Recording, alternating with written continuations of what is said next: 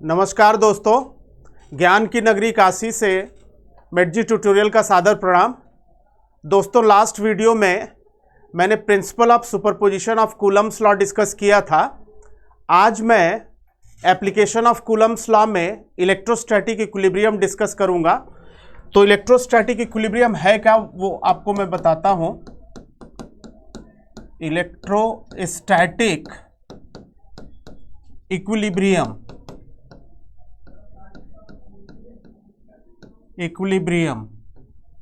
Electrostatic equilibrium क्या है, ध्यान से देखिए बेटा।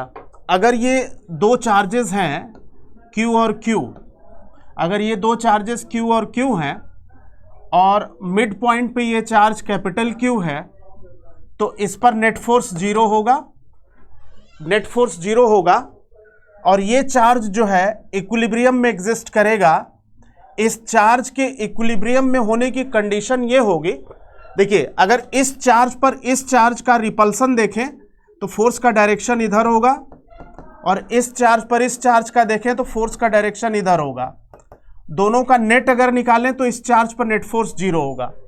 तो अगर ये चार्ज इक्विलिब्रियम में है, इलेक्ट्रोस्टैटिक इक्विलिब्रियम में है, तो इक्विलिब्रियम स्टेबल, अनस्टेबल या न्यूट्रल हो सकता है।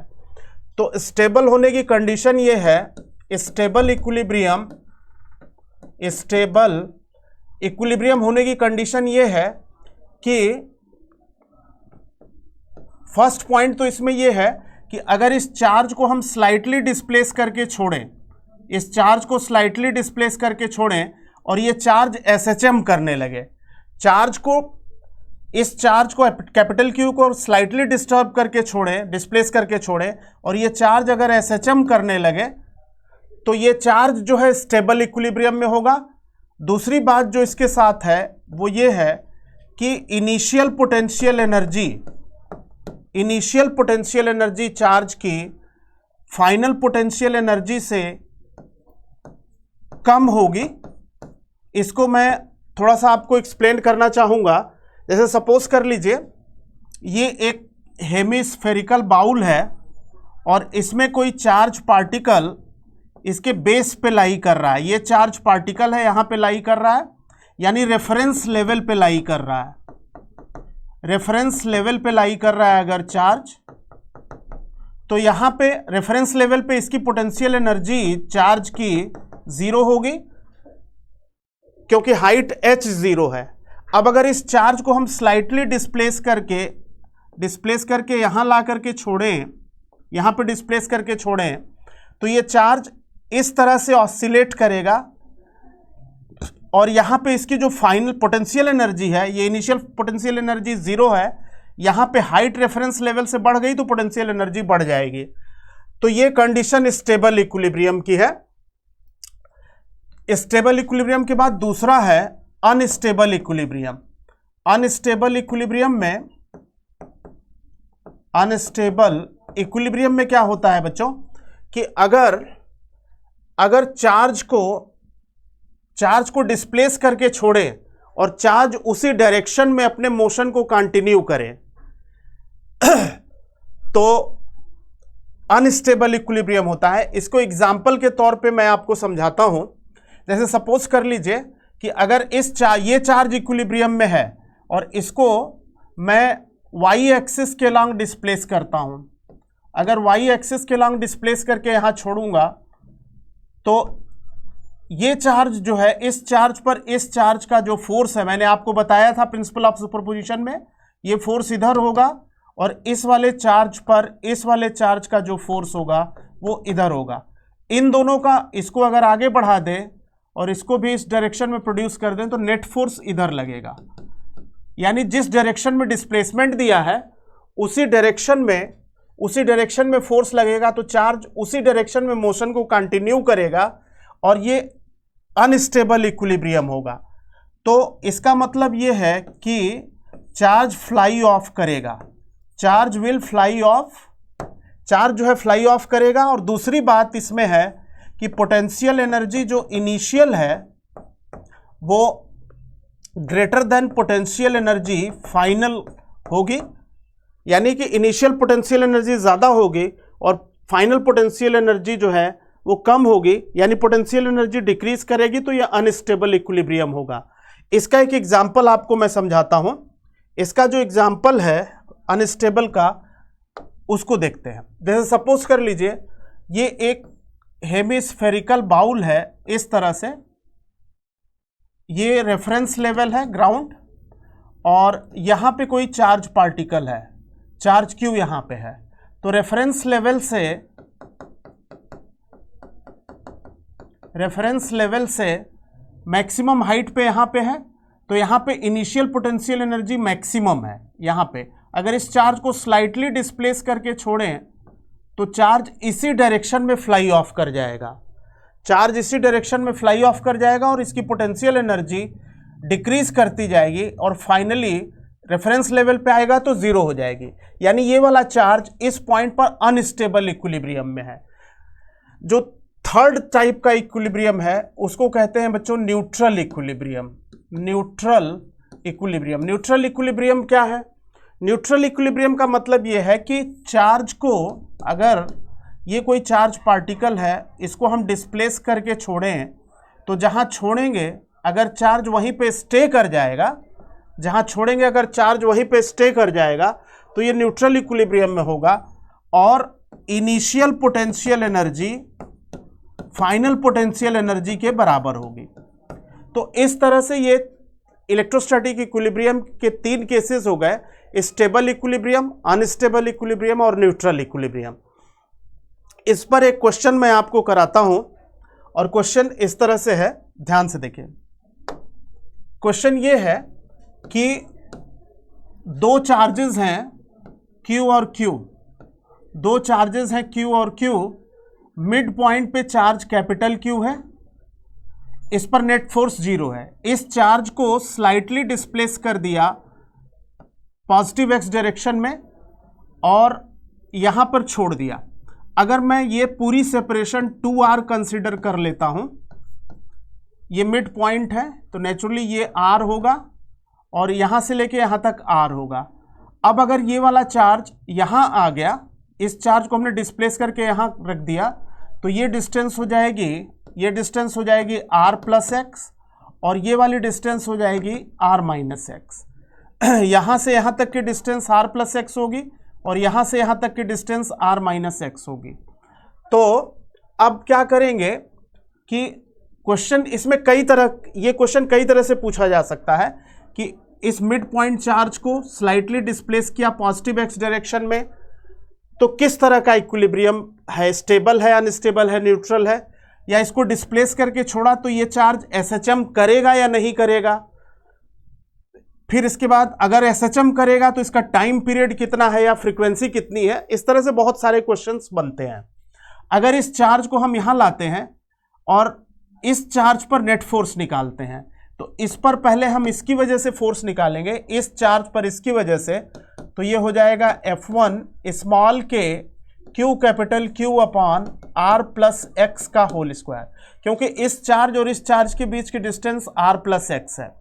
अब ये दोनों चार्ज पॉजिटिव हैं तो रिपल्सन है, रिपल्सन जो है इस पॉइंट, इस चार्ज पर इसका रिपल्सन इस डायरेक्शन में टुवर्ड्स रेफरेंस चार्ज लगेगा। मैंने आपको प्रिंसिपल ऑफ सुपरपोजिशन में डायरेक्शन में बताया था। अब इस वाले चार्ज पे इस वाले चार्ज का फोर्स अगर देखेंगे तो स्मॉल के Q capital Q upon R minus x का होल स्क्वायर, इस पर इसकी वजह से जो फोर्स है वो इस डायरेक्शन में होगा, रिपल्सन का फोर्स है। अब आप देखोगे बेटा कि F2 जो है वो F1 से बड़ा है क्योंकि इसका डिनोमिनेटर छोटा है। तो नेट फोर्स की अगर बात करें तो नेट फोर्स हो जाएगा F2 माइनस F1। ये वैल्यूज अगर पुट कर लें, स्मॉल के Q कैपिटल Q, तो ये हो जाएगा 1 अपॉन R माइनस एक्स का whole square minus 1 by R plus x का होल स्क्वायर। अब इसको अगर सॉल्व करेंगे, इसमें से इसको सब्ट्रैक्ट कर दिया, ये हो गया स्मॉल के Q कैपिटल Q, एलसीएम अगर लेंगे तो R square minus x square का होल स्क्वायर, और यहां पे हो जाएगा बेटा R प्लस एक्स का whole square minus R minus x का होल स्क्वायर। इस तरह से जब इसको सॉल्व करेंगे तो ये आ जाएगा small k q capital Q a plus b का whole square, a square plus b square plus 2ab, a minus b का whole square, a square plus b square minus 2ab। Solve करेंगे तो numerator में आ जाएगा 4rx, ये हो जाएगा R square minus x square का होल स्क्वायर। तो इस तरह से ये वैल्यू आ जाएगी। अब यहाँ पे अगर हम देखें, ध्यान से देखिए बेटा, अगर हम यहाँ पे देखें तो ये जो फोर्स है, डिस्प्लेसमेंट, हमने डिस्प्लेसमेंट राइट वर्ड दिया चार्ज को, और F2 जो बड़ा फोर्स है वो लेफ्ट वर्ड है। तो नेट फोर्स का भी डायरेक्शन, जो ये नेट फोर्स है इसका डायरेक्शन भी इधर ही होगा, बड़े वाले फोर्स के डायरेक्शन में। तो डिस्प्लेसमेंट के अगेंस्ट नेट फोर्स लग रहा है, इसलिए यहाँ पे माइनस लेना होगा। इसको हम कहते हैं रिस्टोरिंग फोर्स।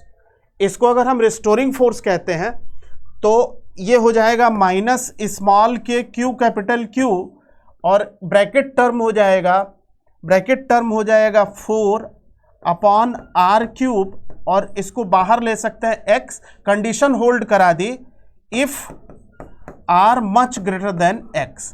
अगर r much greater than x है तो x स्क्वायर को नेग्लेक्ट कर देंगे, और इस तरह से ये minus k q capital Q 4 upon R cube into x हो जाएगा।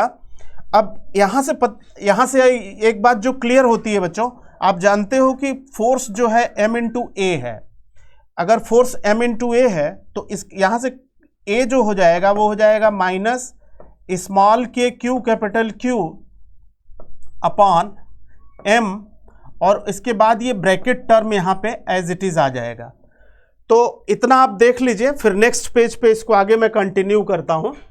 एक बार फिर से देख सकते हैं। क्वेश्चन ये है कि mid point charge capital Q को पॉजिटिव एक्स डायरेक्शन में स्लाइटली डिस्प्लेस करके छोड़ें तो इक्विलिब्रियम किस तरह का है, स्टेबल अनस्टेबल न्यूट्रल, एसएचएम है या नहीं है, ये आपको देखना है, और फिर इसका टाइम पीरियड बताना है। क्वेश्चन ये है। तो इस पर्टिकुलर केस में इस चार्ज को जब हम यहाँ लाएंगे तो ये पूरी डिस्टेंस हो जाएगी r प्लस एक्स, ये डिस्टेंस हो जाएगी r माइनस एक्स। तो इस तरह से इस पे नेट फोर्स निकालेंगे तो इस पर इस वाले चार्ज का फोर्स इधर हो जाएगा, और इस पर इसका फोर्स इधर हो जाएगा रिपल्सन का। नेट फोर्स, ये फोर्स बड़ा है, ये छोटा फोर्स है, तो नेट फोर्स हो जाएगा F2 माइनस F1। कॉमन है small k q capital Q, bracket term ये आ गया।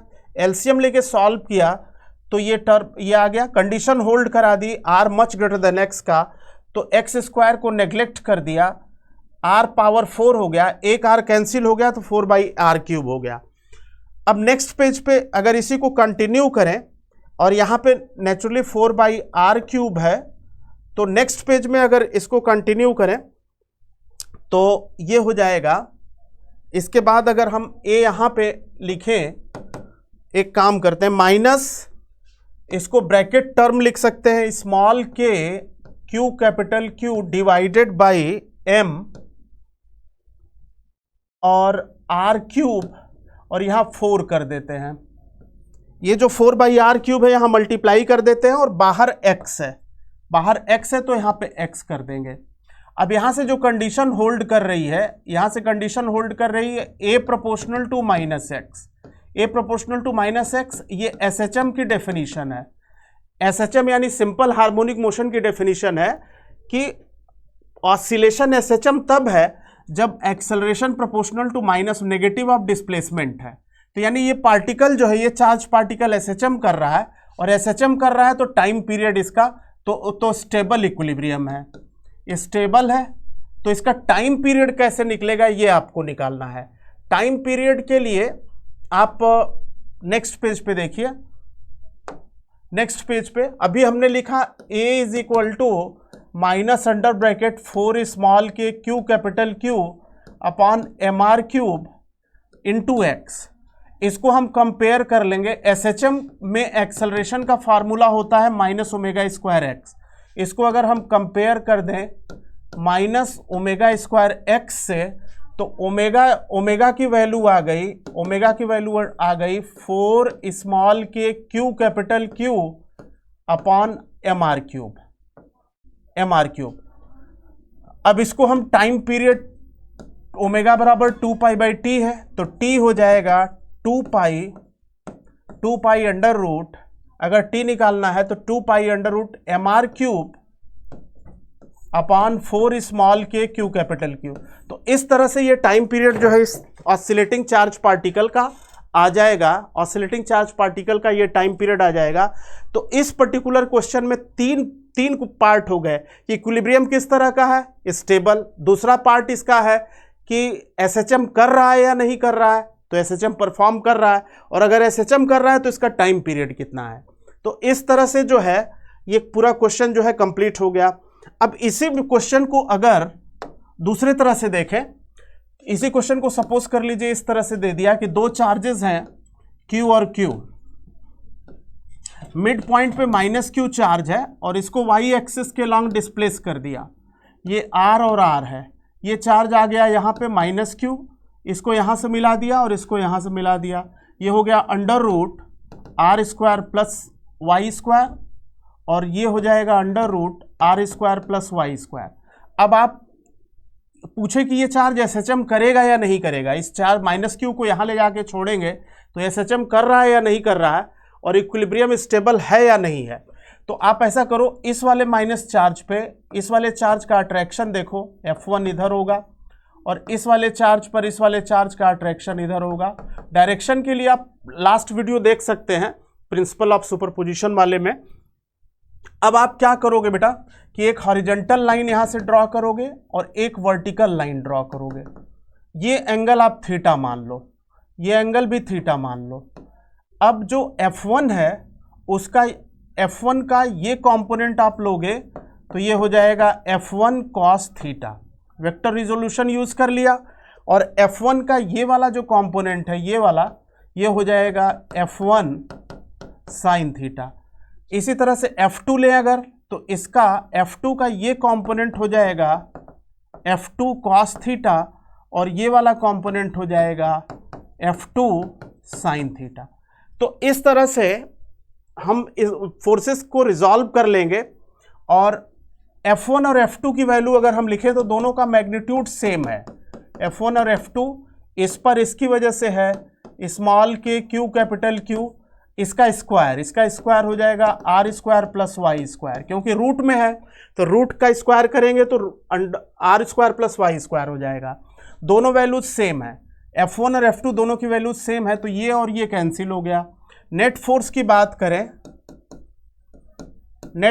बात करें तो ये हो जाएगा F1 plus F2 cos theta, और अगर ये F1 plus F2 cos theta है तो F1 F2 इक्वल है, तो इसको हम लिख सकते हैं 2F1 cos थीटा।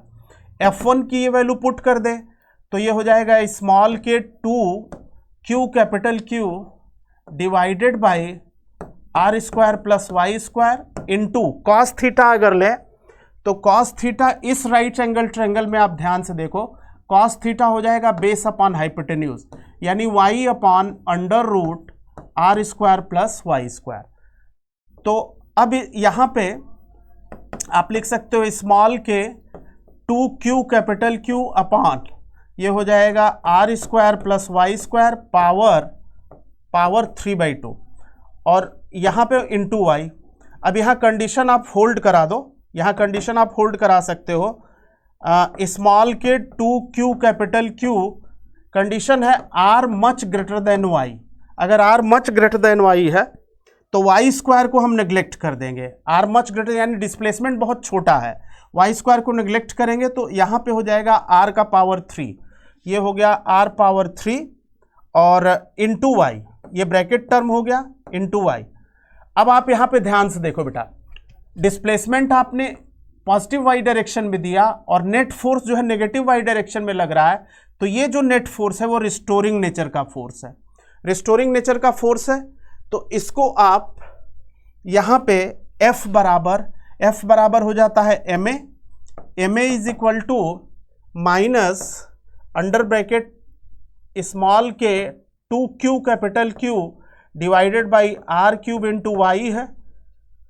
यहाँ से आप A निकालोगे तो ये हो जाएगा minus small k 2Q capital Q upon mr cube into y है। mr³ इंटू वाई है, इसको आप -ω² वाई से कंपेयर कर दो। SHM है, SHM है तो स्टेबल है, स्टेबल इक्विलिब्रियम है। एक्सेलरेशन SHM में होता है -ω² वाई, इसके बराबर कर दो तो ω² की वैल्यू आ गई, ω² की वैल्यू आ गई, ये ब्रैकेट टर्म ω² में आ गया, तो ओमेगा लेंगे तो रूट में आ जाएगा, रूट में हो जाएगा 2 small k q capital Q, 2 small k q capital Q divided by mr³। और ओमेगा आप जानते हो 2π/t होता है, यहाँ RHS टर्म सेम रहेगा तो यहाँ से टाइम पीरियड आ जाएगा 2π/√mr³ divided by 2 small k q capital Q. Small के इलेक्ट्रोस्टैटिक कांस्टेंट है, 1/4πε0 इसकी वैल्यू है। तो ये वाला चार्ज SHM कर रहा है, और SHM है तो स्टेबल इक्विलिब्रियम है, स्टेबल इक्विलिब्रियम है और टाइम पीरियड इतना है। तो इस तरह से जो है इलेक्ट्रोस्टैटिक इक्विलिब्रियम के क्वेश्चंस जो है वो डिस्कस किए जाते हैं। और इस पे जो है एक क्वेश्चन और मैं लेता हूं, वो क्वेश्चन इस तरह से है बेटा। क्वेश्चन ये है कि एक कॉमन पॉइंट से 2 चार्ज्ड स्फीयर सस्पेंड किए गए, चार्ज Q है, मास m है, चार्ज Q है, मास m है, इक्विलिब्रियम की कंडीशन होल्ड कर रही है। इक्विलिब्रियम की कंडीशन में ये एंगल जो है 60 डिग्री है, ये एंगल 60 डिग्री है, और इक्विलिब्रियम की कंडीशन में ये एंगल 60 डिग्री है। कहता है कि इन दोनों स्फीयर्स को लिक्विड में डिप कर देने पे, लिक्विड कंटेनर में डिप करने के बाद भी एंगल सेम है, एंगल सेम है। तो जिस लिक्विड कंटेनर में डिप किया गया है उस लिक्विड का डाइलेक्ट्रिक कांस्टेंट कितना है। क्वेश्चन एक बार फिर से सुन लीजिए। ये 2 सेम स्फीयर्स हैं हैविंग सेम चार्ज और मास, एल लेंथ की स्ट्रिंग से सस्पेंड किए गए हैं कॉमन पॉइंट से। इक्विलिब्रियम की कंडीशन में, इक्विलिब्रियम कंडीशन क्या होती है, रिपल्सन, वेट mg और टेंशन स्ट्रिंग में, तीनों एक दूसरे को काउंटर बैलेंस करते हैं। इक्विलिब्रियम की कंडीशन में ये एंगल 60 डिग्री है जब ये एयर में है। अब कहता है कि इन दोनों को डिप कर देते हैं लिक्विड में, एक कंटेनर में लिक्विड है उसमें डिप कर देते हैं तो भी एंगल चेंज नहीं होता है। तो लिक्विड का डाइलेक्ट्रिक कांस्टेंट कितना है ये आपको बताना है। डाइलेक्ट्रिक कांस्टेंट या रिलेटिव परमिटिविटी कितनी है ये आपको बताना है। 2 चीजें दे रखी हैं, एक तो दिया हुआ है डेंसिटी स्फीयर का,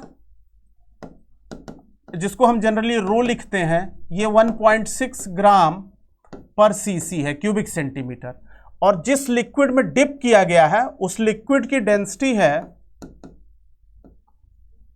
लिक्विड की डेंसिटी है जिसको हम सिग्मा से रिप्रेजेंट करते हैं 0.8 ग्राम पर cc। तो आपको बताना है कि डाइलेक्ट्रिक कांस्टेंट लिक्विड का या रिलेटिव परमिटिविटी कितनी है। देखो बेटा, एक बात तो बिल्कुल क्लियर है कि अगर यहां से एक परपेंडिकुलर ड्रॉप कर दें तो ये एंगल 30 हो गया, ये एंगल हो गया 30, ये दिस एंगल ऑल्सो 30। तो इस टेंशन का ये कंपोनेंट हो गया t cos 30 और इधर हो जाएगा t sin 30। t cos 30 air के लिए अगर हम लेके चल रहे हैं तो t cos 30 हो जाएगा, t cos 30 हो जाएगा mg, और t sin 30 हो जाएगा एयर में f के बराबर। इन दोनों से सेकेंड बाई फर्स्ट कर दें तो tan 30 आ जाएगा, tan 30 हो जाएगा f बाई mg। ये इक्वेशन नंबर 1 हो गया। This upon this sin 30 upon cos 30 tan 30 हो गया। अब इन दोनों को लिक्विड कंटेनर में डिप कर दिया। अगर लिक्विड के कंटेनर में डिप कर दिया, ये लिक्विड भरी हुई है, इसमें लिक्विड भरी हुई है, तो इसका वेट रिड्यूस करेगा आर्किमिडीज प्रिंसिपल के अकॉर्डिंग, और ऊपर की तरफ बायंसी एक्ट करेगी V सिग्मा G। V यहाँ पे वॉल्यूम है स्फीयर का, सिग्मा लिक्विड की डेंसिटी है और G acceleration due to gravity है, बायंसी एक्ट करेगी, यानी वेट जो है वो रिड्यूस कर जाएगा लिक्विड में डिप करने पे। तो इस पर्टिकुलर केस में, लिक्विड के केस में क्या होगा बच्चों कि t cos 30 हो जाएगा mg minus v sigma g, t cos 30 हो जाएगा mg minus v sigma g. V mg minus v sigma g, और वी वॉल्यूम है, वॉल्यूम का फॉर्मूला होता है मास अपॉन डेंसिटी स्फीयर के लिए, तो मास अपॉन डेंसिटी यहां यूज कर ले तो ये हो जाएगा mg minus m upon rho sigma g, यानी यहां पे हम लिख सकते हैं mg कॉमन ले लें तो 1 माइनस सिग्मा बाई रो हो जाएगा, mg कॉमन ले लिया 1 माइनस सिग्मा बाई रो, ये इक्वेशन नंबर 1 हो गया, यानी ये इक्वेशन t cos 30 का है। t sin 30, जो t sin 30 कंपोनेंट है लिक्विड में इलेक्ट्रिक फोर्स F बाई के हो जाता है, आप जानते हो 1/4 पाई एप्सिलॉन नॉट कैपिटल के Q1 Q2 बाई R, तो F बाई के फोर्स हो जाता है, तो यहां पे t sin 30 हो जाएगा F बाई के यहां डाइलेक्ट्रिक कांस्टेंट है। अब आप क्या करेंगे, इस इक्वेशन में इस इक्वेशन से डिवाइड कर देंगे, तो tan 30 LHS से आ जाएगा tan 30, और यहां पे हम डिवाइड करेंगे दिस अपॉन दिस, तो यहां पे आगे कर देता हूं मैं, tan 30 आ जाएगा